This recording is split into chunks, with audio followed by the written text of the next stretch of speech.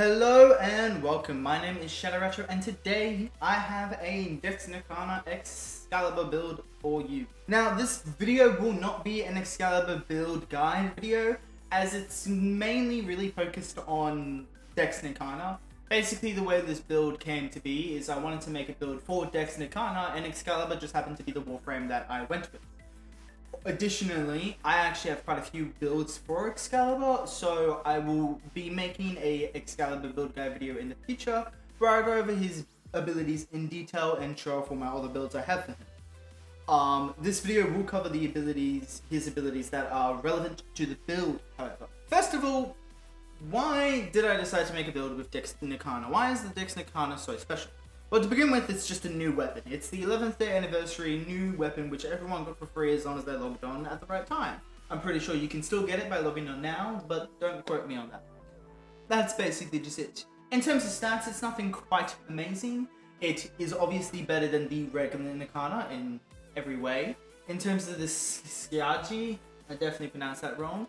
It does have a lower base damage, and its slash rating is a tiny bit lower, but its crit chance, crit multiplier, and status chance are all better. Actually, no, I think the Skiaji does have a better status chance, but like, who cares about that?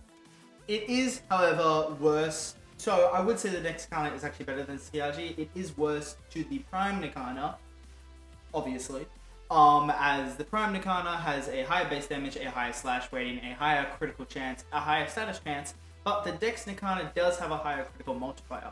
So it is pretty up there. It's a pretty good Nikana, and probably a good option if you don't have the Prime Nikana if you wanted to use it, but it isn't anything special in terms of a weapon. But it does have a unique trait, which I wanted to play around with. Basically, the way the Dex Nikana works is to build up your combo, instead of requiring 20 hits, like normal weapons do, to reach max combo, you only need 11 hits. Oh no, sorry, not max combo. To go up in 1 times combo, you only need 11 hits. This means that a mod like Corrupted Charge, which gives you 30 initial combo, would normally only give the weapon 2 times combo. It would give you 2 times combo and then halfway to 3 times combo. On the Dex Nikana, however, you'd get 3 times combo, and you'd almost be at 4 times combo actually. You would only need to hit like 2 enemies and you'd be at 4 times combo. Additionally to this, the weapon can only reach 11 times combo instead of 12 times combo, which means the weapon reaches max combo a lot faster, as normally for weapons you would need to have 220 hits, but for the Dex Nikana you only need 110, which is less than half the amount of hits you need for regular weapons. Yes, you're reaching 11 times combo, which means you won't be able to benefit from things like Blood Rush and Reef Runes as large, and it also means you won't get as big of a damage buff when it comes to heavy attacks, but it does mean you can build up combo really fast. This made me want to build a heavy attack spam build using melee Crescendo to give me infinite combo. So why did I go for heavy attacks? Well, Nikanas are just generally good for heavy attacks. They have a full slash on heavy attacks, which is very powerful. It means you don't need a mod for slash, you don't need a mod for like corrosive or any kind of element. You just rely on the full slash that the heavy attacker grants. They also have a pretty good follow through. Follow through means how much damage the next enemy gets. Meaning when you hit an enemy with a melee weapon, first enemy will take all your damage, but the second enemy will only take a portion of the damage. And that's what the follow through affects. Nikanas have a 75% follow through, meaning the second enemy will take 75% of the damage the first enemy does, which is pretty good. It's not as amazing. Daggers are probably the best in the game. They have a 90%, but 75% is still pretty good. And also, Nikanas generally have pretty good range. They sit at around 2.5, which is pretty good. Polons are better, obviously, with a 3 meter range, but 3 meter range at base is really good. So 2.5 is still on the better end, but again, nothing amazing. Either way, though, that 4 slash alone for the heavy attacks makes Nikanas perfect when it comes to heavy attack setups. Melee Crescendo is obviously used because, as I said, using Corrupted Charge will only give us 3 times combo with our initial combo. But Melee Crescendo will give us initial combo per finisher kill each time for the rest of the mission, lasting until we die. And if you use Last Grasp, you will still keep that initial combo. It's only if you fully die and have to respawn yourself. Also, being revived by another player will still also let you keep that combo. So you can literally sit at max combo with just your initial combo, which is really good. Melee Crescendo at max rank will give you 6 initial combo on each finisher kill. However, mine's only rank 1, so I'll only be getting 2, which is unfortunate, but it still makes the build work well. Melee Crescendo works especially well on Dex Nikana, as you only need 14 finisher kills to reach max combo with your initial combo. Normally, you'd need 32 kills on a regular weapon. I have a rank 2 one, so I don't have quite as strong as an effect, but I only need 40 kills, finisher kills with Melee Crescendo, versus 95 kills which would be needed for a regular weapon, which is still a great difference on the amount of finisher kills I need to get that max combo. Now, what is so good about initial combo? Well, initial combo basically allows us to spam heavy attacks, as heavy attacks gain an increase on the amount of combo counter we have. When you have initial combo sitting at max combo, it means you can always have that 11 times combo, which is max for Dex Nikana, whenever you heavy attack. But there is an issue with this, as heavy attacks will still use up initial combo, and then your initial combo will regen at a rate of 40 hits per second, which would give us a little bit less than a 3-second cooldown on heavy attacks, which is an ideal. However, using heavy attack efficiency, getting it to 100%, we only use 1 times combo each time we do a heavy attack, instead of all of it. So we do a heavy attack, our 11 times combo goes to a 10 times combo. And we only need 11 hits to go back up to 11 times combo. And since the rate of which it resets is 40 hits every second, you will get back to 11 times combo in around 0.25 seconds. Which is really fast, and faster than you can perform a heavy attack anyway. So you're basically sitting at max heavy attack each time you go to do a heavy attack, so you can just spam it over and over and over again without ever needing to do any quick attack, which is the basis of this build. So why Excalibur? So first of all, in order to get the initial combo from Melee Crescendo, we need to be able to reliably get finisher kills. Now, there are quite a few ways you can do this, and you can do this on any Warframe. However, Excalibur's second ability does come in handy for this purposes. Excalibur's second ability will blind all the enemies within a line of sight, and for a period of duration, while they are blind, you will be able to perform a finish on them, which is just a really easy way to be able to guarantee getting the finisher on all the enemies around you, and it's also a pretty good crowd control and survivability tool. Additionally, the augment for Excalibur's third ability will give him a final damage buff for all his melee attacks. Now, as I said, this is a final damage buff, meaning it is multiplicative of base damage and faction damage. It is basically like Eclipse, except I'm talking the good Eclipse on Mirage, not the bad Helminth Eclipse, because you can easily get numbers within the 400, 500 range, depending on how many enemies are with you. Additionally, we will also be making use of Excalibur's passive, but not that great of an effect. Excalibur does have a 10% base damage buff to all swords. Nikana's obviously counters swords.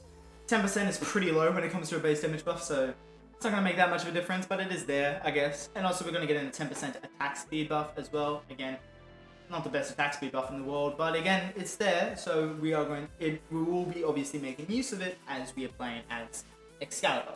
Speaking of attack speed, this leads us to our Helminth ability, which is Warcry, which is Valkyr's Helminth ability. Warcry will do a few things. First of all, it slows enemies in range. We don't care about this because it's actually really bad, as it only slows enemies that were in the initial casting range of the ability, and you can't recast the ability.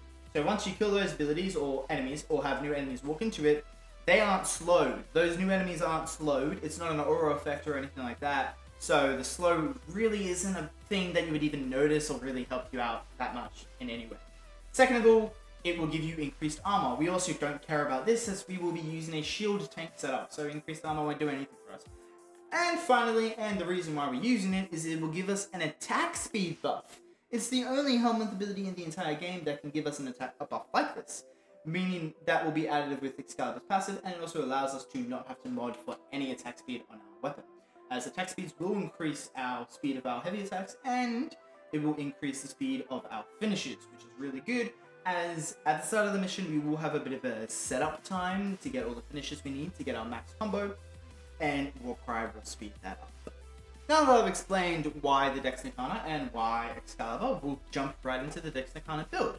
So this is a pretty typical heavy attack build. You basically want to have as much multiple stats as possible. We want primed sure-footed and not condition overload. Sorry, primed pressure point and not condition overload, as we won't be priming, so primed pressure point will just give us that consistent damage.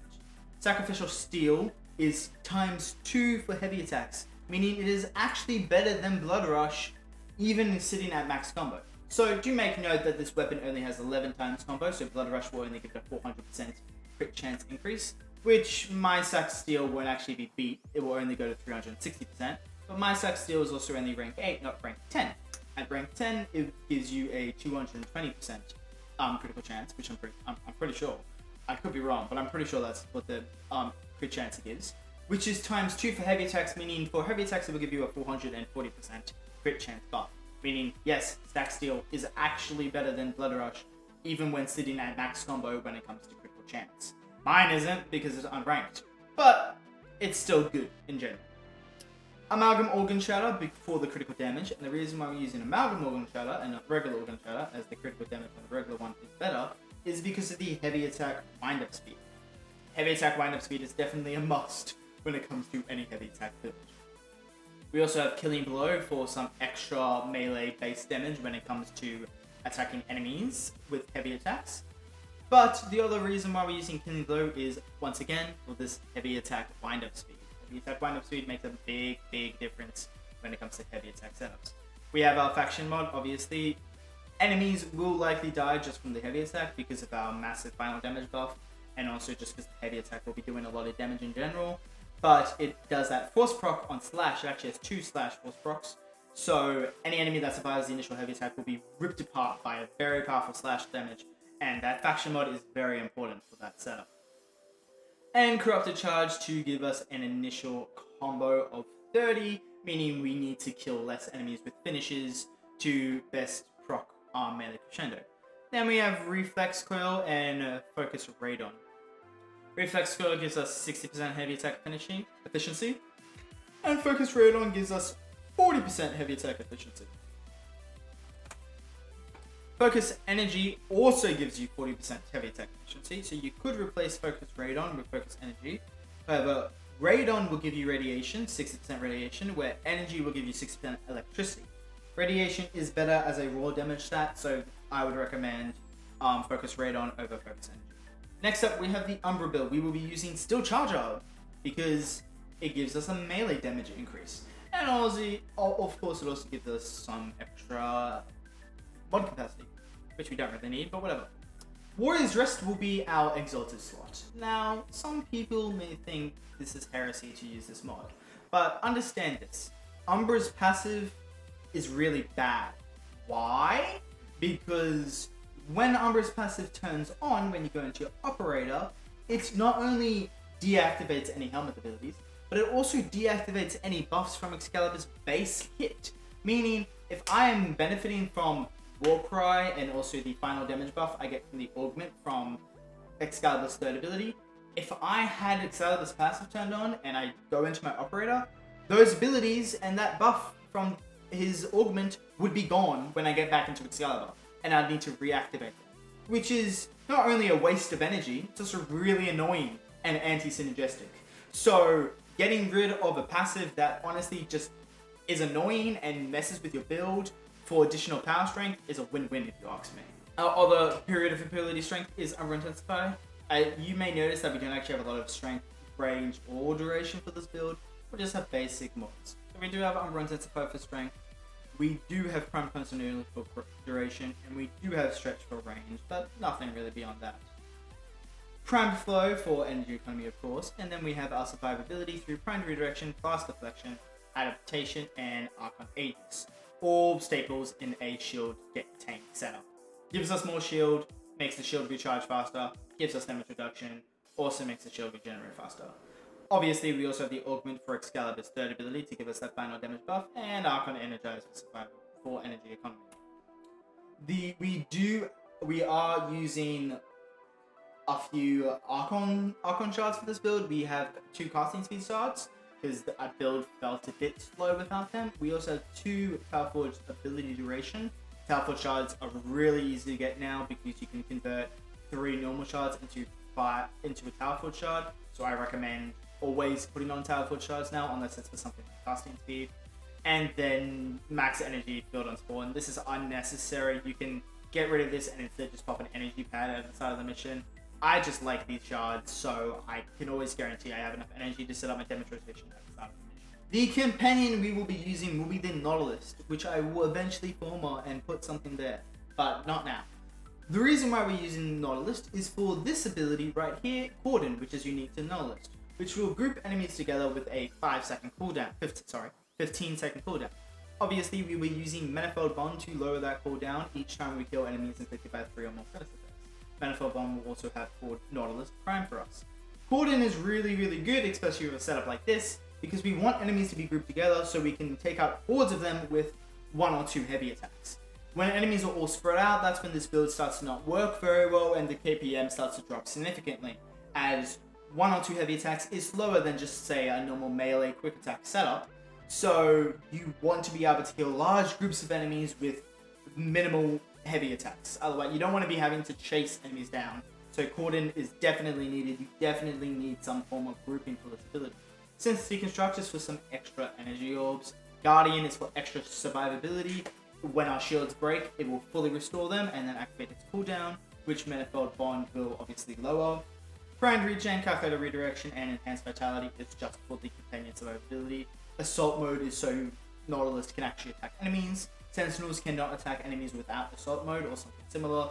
And Vacuum is obviously a must-have.